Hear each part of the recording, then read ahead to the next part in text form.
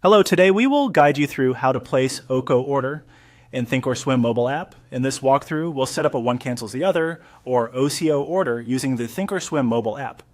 An OCO links two exit orders together, typically a profit-taking limit and a protective stop. So when one fills, the other automatically cancels. This can help you define risk and targets in advance without constantly watching the screen. Start by opening the ThinkorSwim app on your mobile device. Once you're on the main screen and your watch lists load, make sure you're connected to the account you intend to trade with.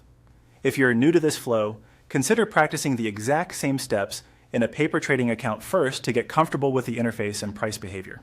Next, select the symbol you want to trade. You can tap it from a watch list or search for it directly. Confirm you're looking at the correct product type, stock or option, and take a quick look at the bid, ask, and recent price action so your order prices make sense in context. Having a rough target and a stop level in mind before you build the order will make the next steps smoother. Now tap either buy or sell to open the order ticket. Choose the side that matches your plan. If you're opening a new long position, you'll typically start with buy. If you're managing an existing long position and want to set exits, you might begin with sell.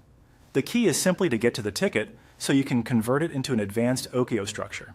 On the order ticket, scroll to the bottom and tap More. This expands additional settings and gives you access to advanced order features that aren't visible on the basic ticket. Tap Create Advanced. Here you'll find advanced order types, including OCO. Select the OCO option. You'll see fields for two linked orders. Configure the profit-taking side as a limit order at your target price, and set the protective side as a stop order at your risk level. Match the quantity on both legs so they offset each other correctly. For time in force, choose day if you only want the orders active today, or GTC if you want them to persist until filled or canceled.